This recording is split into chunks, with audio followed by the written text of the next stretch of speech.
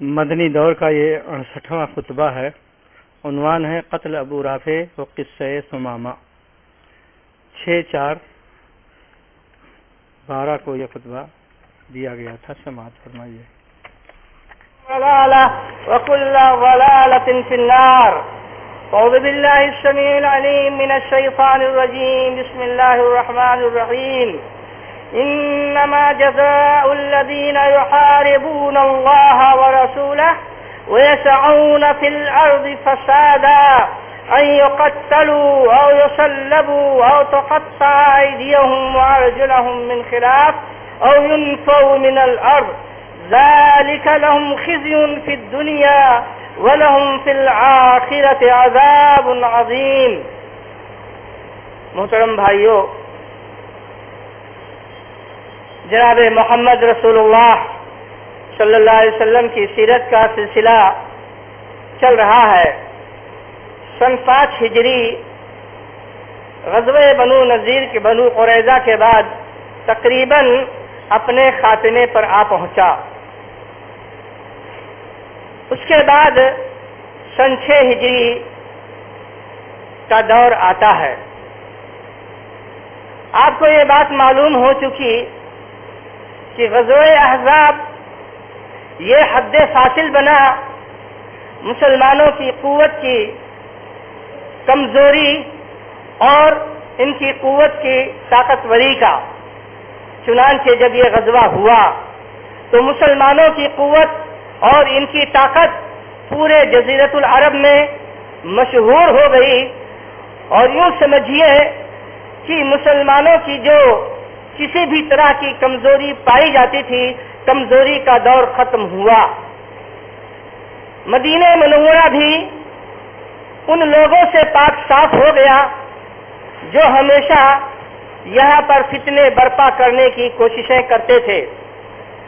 اب جناب محمد رسول اللہ صلی اللہ علیہ وسلم کے سامنے ایک موقع تھا کہ ان تمام لوگوں کی گوشمالی کی جائے جنہوں نے مسلمانوں کو اپنے اپنے طریقے سے موقع پا کر کے ستایا۔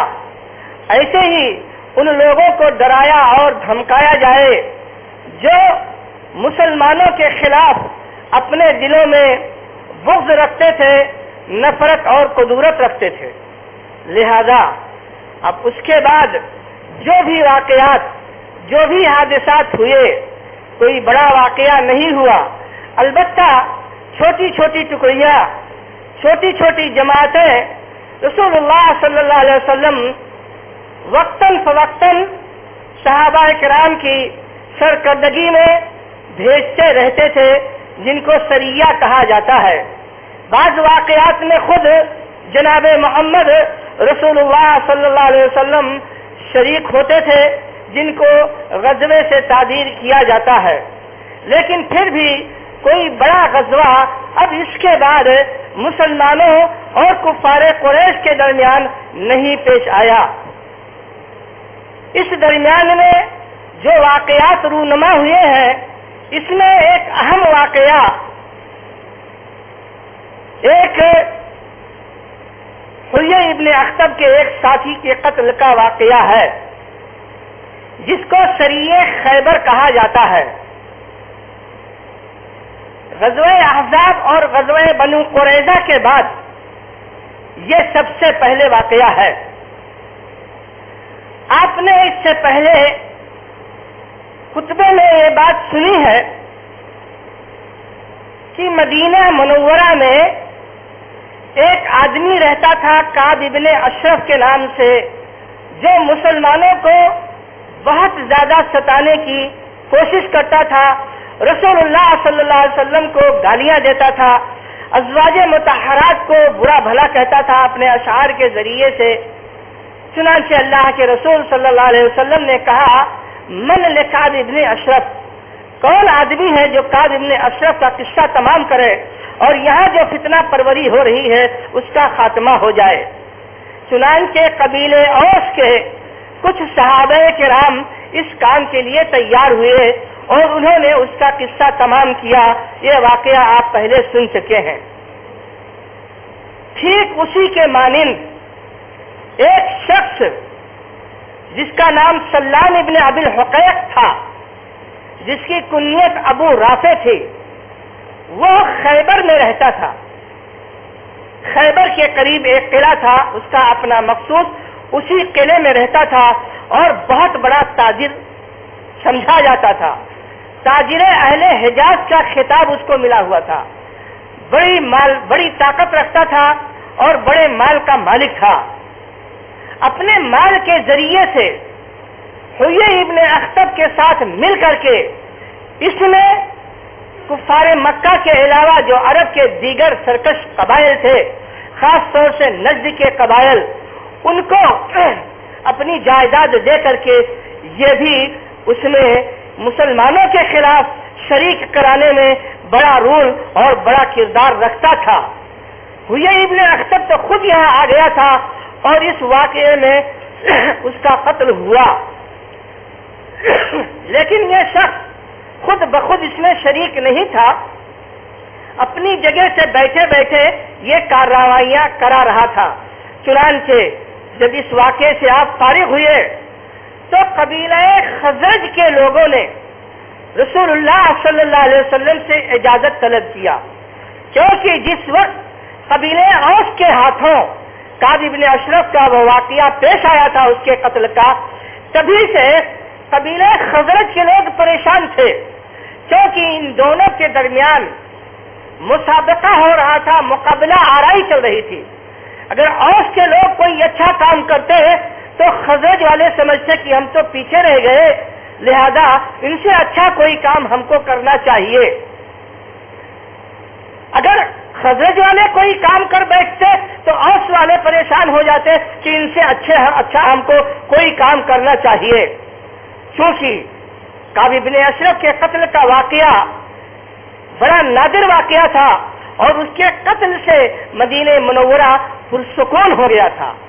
اب اس طرح کا فرد صرف یہی سلام ابن ابی الحقیق باقی بچا تھا، لیکن یہ مدینے میں نہیں رہتا تھا، یہ خیبر میں رہتا تھا۔ ان لوگوں نے، خزرج کے لوگوں نے سوچا کہ یہ بڑا اچھا موقع ہے کہ قبیلے اوس کے لوگوں نے جو خدمت پیش کیا ہے اس طریقے سے ہم لوگ بھی ایک عظیم کارنامہ انجام دیں۔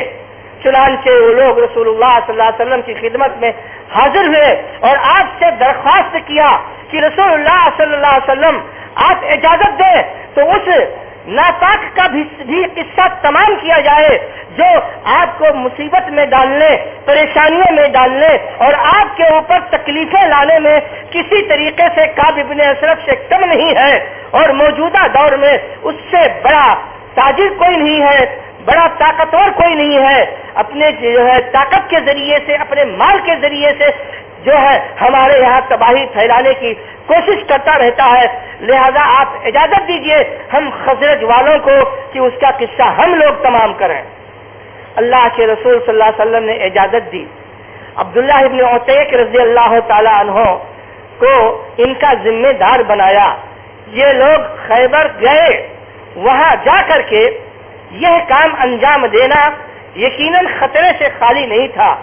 مدینے میں رہ کر کے اس طرح کام دینا اس کے مقابلے میں آسان تھا، لیکن اتنی دور جا کر کے دشمنوں کے نرغے میں پہنچ کر کے یہ کام انجام دینا یہ بہرحال بہت ہی زیادہ دشوار ترین کام تھا، لیکن وہ اپنے ساتھ چند صحابہ کرام کو لے کر کے وہاں گئے۔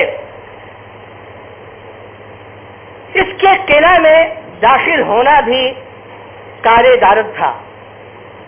انہوں نے کہا اپنے ساتھیوں سے کہ آپ لوگ یہیں ٹھہریے، سورج غروب ہو گیا ہے، لوگ اپنے اپنے گھروں میں واپس آ رہے ہیں، قلعہ کے لوگ بھی تقریباً اندر آ چکے ہیں۔ اب میں کوشش کرتا ہوں گیٹ مین سے کسی طریقے سے سلجھاتا ہوں، کچھ سلجھاتا ہوں اس کو، اور کسی طریقے سے قلعہ کے اندر داخل ہونے کی کوشش کرتا ہوں۔ اسی درمیان میں جو لوگ قلعے کے اندر چلے گئے تھے، ایک جانور گم ہو گیا۔ جانور کے تلاش کرنے کے لیے آگ کا شعلہ لے کر کے سب لوگ باہر، کچھ لوگ باہر نکلے۔ اب یہ صحابی رسول جو گیٹ کے قریب تھے، انہوں نے اپنے کپڑے سے اپنا سر ڈھک کر کے اور اس انداز میں بیٹھ گئے کہ جیسے کوئی قضاء حاجت کر رہا ہو. وہ لوگ جانور کو تلاش کرنے کے بعد قلعے کے اندر آئے تو گیٹ مین نے کہا بھائی کون بیٹھا ہوا ہے جس کو آنا ہو آئے ورنہ میں بھی گیٹ بند کر دوں گا تب یہیں پڑے رہنا. بس یہ جھٹ سے اٹھے جلدی سے اور جو ہے گیٹ کے اندر داخل ہو گئے. ایک گدھے کے باڑ میں جہاں گدھوں کو بند کیا جاتا تھا وہاں جا کر کے بیٹھ گئے. انہوں نے دیکھا پہلے کہ گیٹ مین چابی کہاں رکھتا ہے. چنانچہ دروازہ بند کر کے اس نے ایک ٹاک میں چابی لٹکا دیا. اب جب سب لوگ پرسکون ہو گئے اور ایسا محسوس ہوا کہ اب یہاں کوئی چلنے پھرنے والا ادھر نہیں آئے گا، اس کھاری سے نکلے، سب سے پہلے چابی اپنے قبضے میں کیا اور گیٹ کا دروازہ یعنی اس کا تالا کھول دیا. دروازہ جو کا توں بند ہے البتہ تالا کھول دیا. سوچا کہ خدا نخواستہ کہیں بھاگنے کا موقع ملے تو یہ گیٹ بند نہ رہے. اس کے بعد اس قلعے کے اندر جو قریب میں رہنے والے لوگ تھے، جو نگرانی کرنے والے لوگ تھے، جو اپنے اپنے گھروں میں جا چکے تھے، سب سے پہلے انہوں نے یہ کام کیا کہ جتنے گھر تھے وہاں باہر سے جا کر کے ان کے دروازوں کی کڑی لگا دیا. کہہ رہے ہیں کہ میں نے سوچا خدا نخواستہ اگر میں اپنا کام نہ انجام دے سکوں، بھاگنے کی ضرورت پڑے تو جب تک یہ لوگ اپنا دروازہ توڑیں گے کھولیں گے تب تک تو میں نکل ہی جاؤں گا. اس کے بعد سلام ابن ابی الحقیق کے قلعے کے اوپر انہوں نے پھر چڑھنے کی کوشش کی. مختلف دروازوں کو پار کر کے اندر پہنچے. فرماتے ہیں جو بھی دروازہ میں کھولتا تھا پھر اندر سے اس کو بند کر لیتا تھا. وہاں گئے، آواز دیا ابو رافع. اس نے آواز ان کے سوال کے جواب میں کہا کون ہے. اسی آواز کے اشارے پر انہوں نے حملہ کیا. بہرحال اس طریقے سے نتیجہ یہ نکلا کہ وہ اس کو قتل کرنے میں کامیاب ہو گئے. اس کے بعد پھر قلعے سے باہر نکلنے کی کوشش میں کہتے ہیں کہ مارے خوشی کے جب آخری درجے آخری زینے پہ پہنچا میں سمجھا کہ زمین پر پہنچ گیا ہوں. قدم بڑھایا تو زینہ نہیں تھا، نتیجہ یہ ہوا زمین نہیں تھی، نتیجہ یہ ہوا کہ میرے پیر میں موچ آ گیا اور پڈلی میں زیادہ چوٹ لگ گئی. پھر بھی میں اپنے ساتھیوں کے پاس آیا اور میں نے کہا کہ آپ لوگ چلیے باہر چلیے، نجات حاصل کیجیے. میں یہیں بیٹھتا ہوں قلعے کے باہر. جب میں اپنے کانوں سے سن لوں گا کہ میں نے اس کو قتل کر دیا تب میں آؤں گا. حالانکہ چلنے کے لائق نہیں تھا، ہڈی میں زیادہ چوٹ لگ گئی تھی. بہرحال وہیں بیٹھے انتظار کرنے لگے اور جب مرغ کی آواز دینے کا وقت ہوا، مرغ نے جب باغ لگانا شروع کیا، اس وقت ایک آدمی قلعے کے چہار دیواری پہ چڑھ کر کے اعلان کرتا ہے کہ لوگوں، حجاز کے سب سے بڑے تاجر ابو رافع کی موت کا میں اعلان کرتا ہوں. جب انہوں نے اپنے کان سے اس کی موت کی خبر سنی، اب وہاں سے یہ بھی جو ہے روانہ ہوئے اور اتنے تیزی سے چلے کودتے کودتے ایک پیر پر کہ اپنے ساتھیوں کا جو ہے مدینہ پہنچنے سے پہلے ہی ان کا ساتھ ہو گیا. رسول اللہ صلی اللہ علیہ وسلم سے انہوں نے اپنا قصہ سنایا. آپ نے کہا ذرا پیر دکھاؤ، کہاں ہے وہ جگہ جہاں تم کو چوٹ لگ گئی تھی. وہ فرماتے ہیں کہ رسول اللہ صلی اللہ علیہ وسلم نے اپنا لعاب دہن نکال کر کے میرے پڈلی پہ لگایا. ایسا لگتا تھا اتنا جو ہے ارجنٹ میں وہ درست ہو گیا کہ لگتا ہی نہیں تھا کہ اس میں کبھی درد ہوا ہے اور پتہ بھی نہیں چلتا تھا کہ اس میں کبھی ہڈی میں چوٹ لگی ہے یا کبھی ہڈی میں خراش آ گیا ہے یا ہڈی کا کوئی کنارہ ٹوٹ گیا ہے. لعاب دہن آپ نے لگایا اور وہی مکمل طریقے سے میرا پیر درست ہو گیا۔ اس طریقے سے یہ انسان جو مدینہ والوں کے لیے خطرہ بنا ہوا تھا تو یہ خطرہ بھی مسلمانوں کے سر سے ختم ہوا اور قبیلے خزرج کے لوگوں کو تسلی مل گئی کہ ہم نے بھی اپنے بھائیوں کی طرح ایک بہتر کام انجام دیا، جس سے جناب محمد رسول اللہ صلی اللہ علیہ وسلم کی پریشانیوں اور تکلیفوں کو کم کرنے میں بڑی حد تک مدد ملی۔ سن 5 ہجری میں یہ آخری واقعہ ہے۔ اس کے بعد اب سن 6 ہجری کا زمانہ شروع ہوتا ہے۔ سن 6 ہجری کے زمانے میں سب سے پہلا سریہ، سب سے پہلا دستہ آپ نے محمد ابن مسلمہ کی نگرانی میں روانہ کیا۔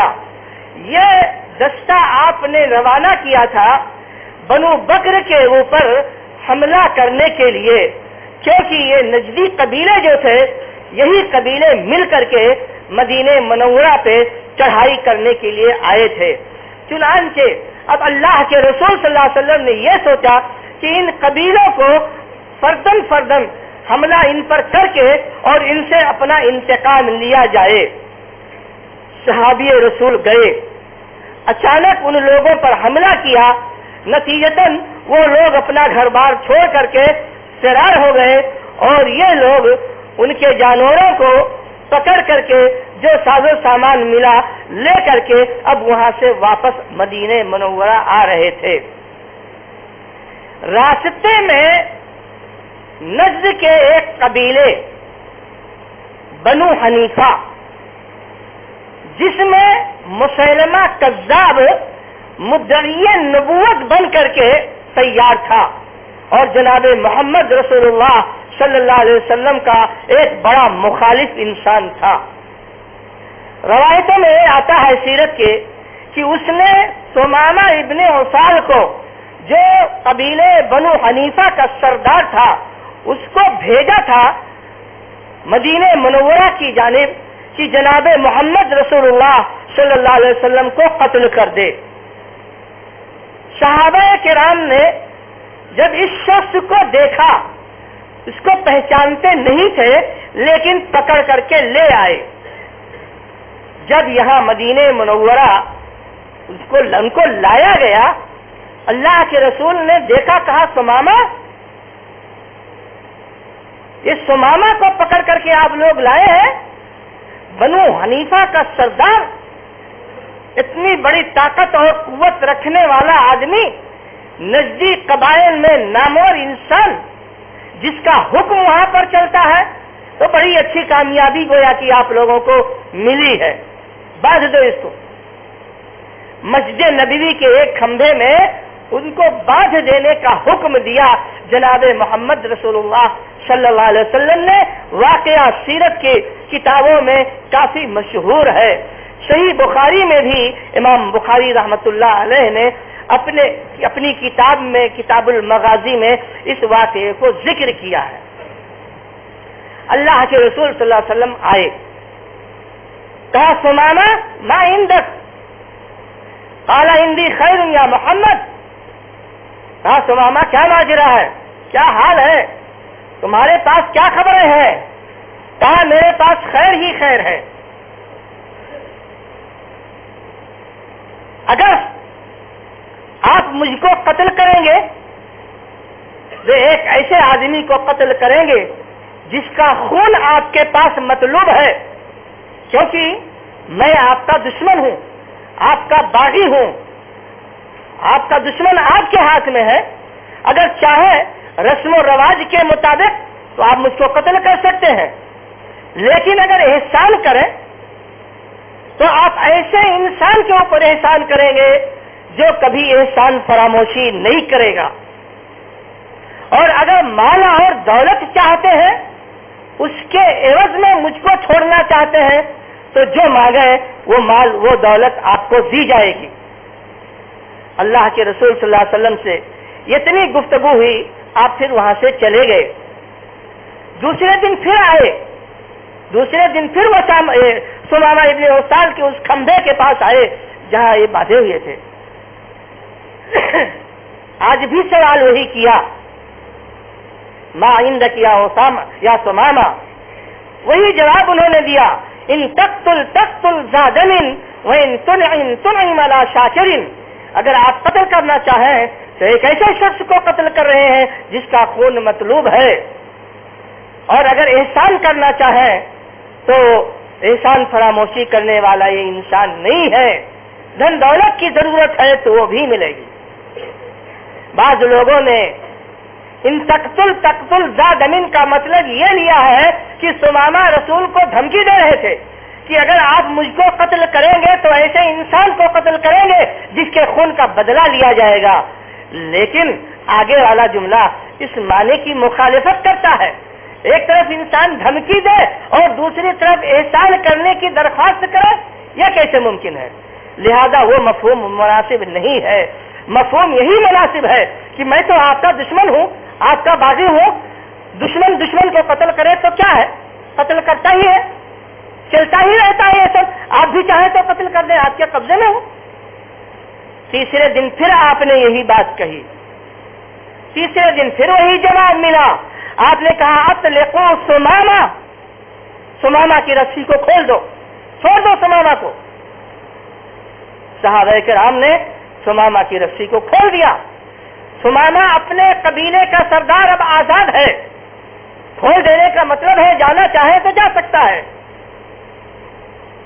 لیکن جس وقت سمامہ کو کھولا گیا تو دنیا نے ایسا نادر منظر دیکھا میرے بھائیوں کہ وہ ان تمام لوگوں کی زبانوں کو کاٹ لیتی ہے جو کہتے ہیں کہ دین اسلام طاقت کے بلبوتے پھیلا ہے، دین اسلام تلوار کے ذریعے سے پھیلا ہے. سمامہ ابن اوسال رضی اللہ تعالیٰ عنہ کا بندھن جب کھولا گیا، سیدھے ایک باغ میں جاتے ہیں. کسی سے کوئی تعارض نہیں، کسی سے کوئی بات نہیں، کسی سے کوئی گفتگو نہیں. 3 دن تک مسجد نبوی کا یہ روحانی منظر انہوں نے دیکھا. جناب محمد رسول اللہ صلی اللہ علیہ وسلم کی ساری دشمنی دوستی میں بدل جاتی ہے. سیدھے باغ میں جاتے ہیں، غسل کرتے ہیں اور جناب محمد رسول اللہ صلی اللہ علیہ وسلم کے سامنے آ کر کہتے ہیں، اے محمد صلی اللہ علیہ وسلم، لا الہ الا اللہ محمد رسول اللہ، اس وقت میں آپ کے دین میں داخل ہو رہا ہوں، آپ کو نبی تسلیم کر چکا ہوں اور آپ کے دین کو صحیح دین مان چکا ہوں. حالانکہ آج اس سے پہلے تک میری جو کیفیت آپ کے تعلق سے تھی وہ یہ تھی کہ اس روئے زمین پر آپ سے زیادہ خراب چہرہ میرے نزدیک کسی کا نہیں تھا، اور اس روئے زمین پر کوئی بھی زمین مدینہ منورہ سے برتر زمین، بدتر زمین میری نگاہ میں نہیں تھی. سب سے بڑے دشمن آپ تھے اور سب سے خراب شہر مدینہ منورہ میری نگاہ میں تھا. لیکن اب جو صورتحال ہے بالکل یکسر تبدیل ہو چکی ہے. اب آج اس روئے زمین پر آپ سے زیادہ پسندیدہ چہرہ میرے نگاہ میں کوئی نہیں ہے، آپ سے زیادہ محبوب آج میری نگاہ میں کوئی نہیں ہے. جی ہاں، جناب محمد رسول اللہ صلی اللہ علیہ وسلم کی کارکردگی کو 3 دنوں تک انہوں نے دیکھا. ان کے اوپر جو احسان کیا گیا، نہ کسی نے مارا، نہ کسی نے ستایا، نہ کسی نے بری بات کہی، نہ کسی نے برا کلمہ نہ کہا، نہ کسی نے کوئی عار دلایا. جی ہاں، وہ منظر دیکھ رہے ہیں کہ ایک انسان جب دین اسلام میں داخل ہو جاتا ہے تو اس کی دل کی کیفیت کیسے ہوتی ہے.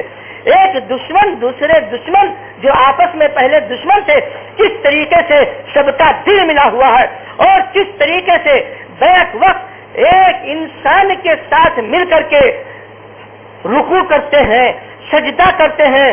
کوئی اس کی مخالفت نہیں کرتا ہے، سب اس کے پیچھے لگے ہوئے ہیں، سب اس کی اتباع کرتے ہیں. لوگ آتے ہیں، بیٹھتے ہیں، دین کی باتیں ہوتی ہیں، قرآن کی تلاوت ہوتی ہے، جناب محمد رسول اللہ صلی اللہ علیہ وسلم کی ہدایتیں لوگ سنتے ہیں اور ان ہدایتوں کو سن کر گلے لگاتے ہیں، اس پر عمل کرتے ہیں. کیا ہی بہترین ماحول ہے. دراصل ایک انسان کو دوسرے انسان کے ساتھ جس طریقے سے مل جل کر کے تعاون کے ساتھ ہمدردی کے ساتھ ایک دوسرے کے خیر خواہی اور بھلائی کے ساتھ رہنے کی کا تصور دین اسلام نے دیا ہے، وہ تصور ان کی نگاہوں کے سامنے تھا کہ ایک انسان دوسرے انسان کی طرح دوسرے انسان کے ساتھ کس طریقے سے زندگی گزارے۔ چنانچہ وہ اتنے متاثر ہوئے اس روحانی زندگی سے کہ ایٹومیٹک اس زندگی نے اور اس ماحول نے ان کے دلوں پر حملہ کیا اور ان کا دل یکسر بدل گیا کہ بغیر کسی کی دعوت کے، بغیر کسی کی تبلیغ کے اور بغیر کہے ہوئے جناب محمد رسول اللہ صلی اللہ علیہ وسلم کے دین کو قبول کرتے ہیں۔ جی ہاں، طاقت کے ذریعے سے نہیں قبول کیا، اپنے قوم کے سردار تھے، وہ باغیرت سردار ہوا کرتے تھے، وہ ذلت اور رسوائی اپنے لیے کسی بھی صورت میں نہیں برداشت کرتے تھے، جان دے دینا برداشت کر لیتے تھے۔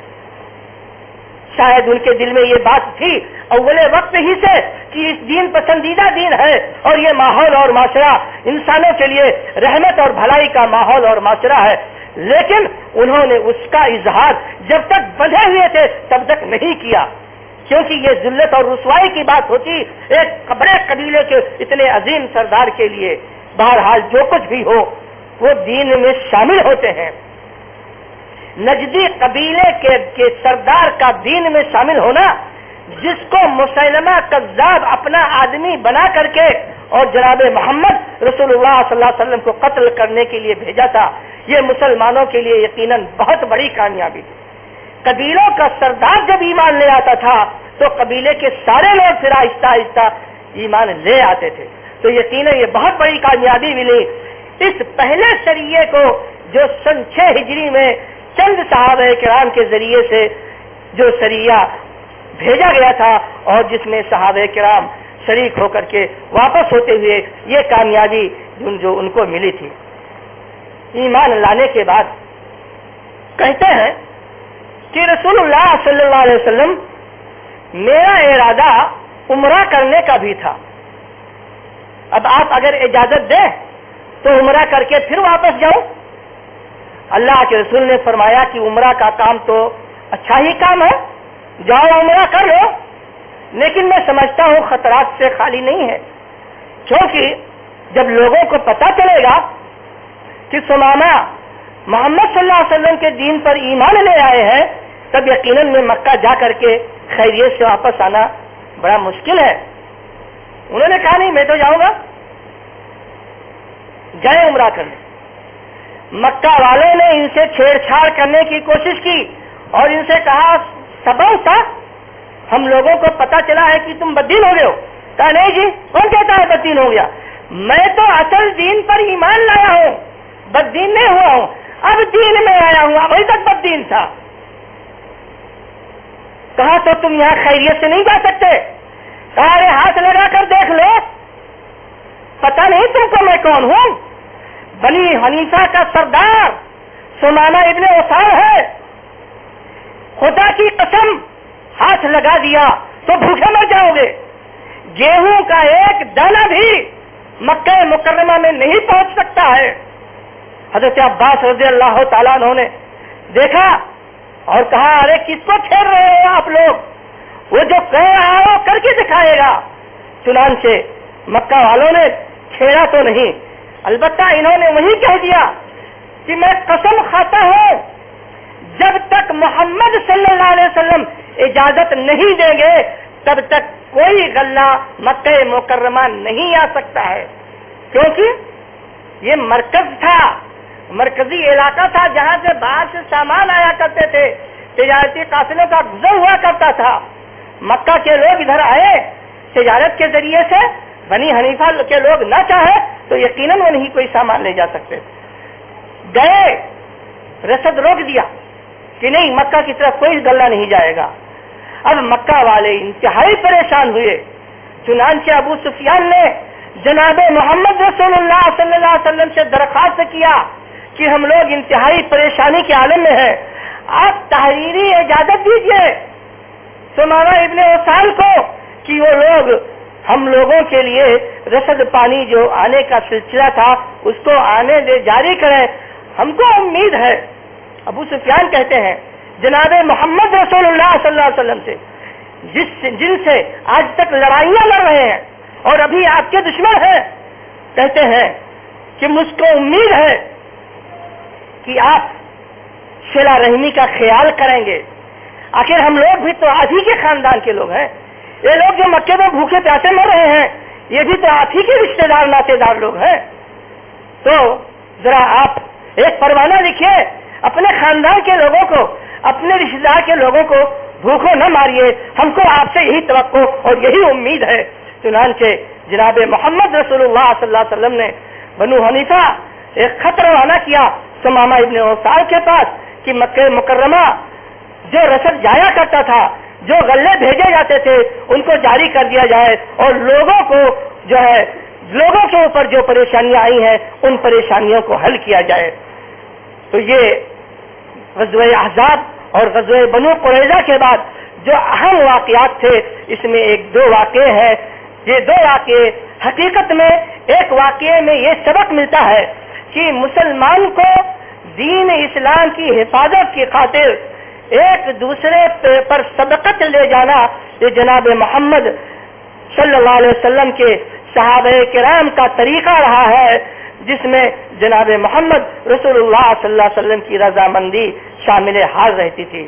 اور دوسرا سبق یہ ملتا ہے کہ دین اسلام کے اندر وہ خوبی ہے، وہ طاقت ہے اور وہ کشش ہے کہ بدترین دشمن بھی اگر اپنے دل سے دیکھے، حقیقی معنی میں جو بینائی اللہ نے انسانوں کے دل میں رکھ دی ہے حقیقت کو جاننے کے لیے، حقیقت کو پہچاننے کے لیے، اگر انسان تعصب کا اور دشمنی کا عینت اگر اتار لے اپنے دل سے اور صدق کے دل سے دین اسلام کا مطالعہ کرے اور دین اسلام میں جو خوبیاں پائی جاتی ہیں ان کو دیکھے تو یقیناً وہ اس دین میں داخل ہونے میں کسی قسم کا کوئی تردد نہیں کرے گا، کوئی تعامل نہیں کرے گا. جی ہاں، دین اسلام اپنی خوبیوں کی وجہ سے اور اپنی اچھائیوں کی وجہ سے اس روئے زمین میں اتنی تیزی سے پھیلا ہے کہ اتنی تیزی کے ساتھ دنیا کا کوئی مذہب نہیں پھیلا ہے اور نہ کوئی مذہب پھیلے گا. کیونکہ آپ دیکھ لیجئے، مذاہب کا مطالعہ کر لیجئے، مذاہب کا مقابلہ کر لیجئے، جو خوبیاں، جو اچھائیاں، جو ہماگیری اور انسانوں کے زندگی کے جتنے گوشے ہیں تمام گوشوں پر مکمل نگاہ رکھنے والا اور تمام گوشوں کی مکمل رہنمائی کرنے والا اگر کوئی دین اس روئے زمین پر باقی ہے تو وہ دین اسلام ہے. اللہ رب العالمین سے دعا ہے کہ اللہ تبارک تعالی ہم تمام انسانوں کو دین اسلام کی اچھائیوں کو، دین اسلام کی خوبیوں کو سمجھنے کی توفیق عطا فرمائے. رب العالمین ہم تمام مسلمانوں کو دین اسلام کی خوبیوں پر عمل کرنے کی توفیق عطا فرما. رب العالمین ہمارے گناہوں کو، ہماری غلطیوں کو معاف فرما دے. بار الہ جب تک اس دنیا میں ہم زندہ رہیں، عزت احترام کے ساتھ دین اسلام پر زندہ رہیں اور ہمارا خاتمہ ہو تو ایمان پر ہو. آمین یا رب العالمین. اقول قولی ھذا واستغفر اللہ لی ولکم ولسائر المسلمین من کل ذنب فاستغفروہ انہ هو الغفور الرحیم.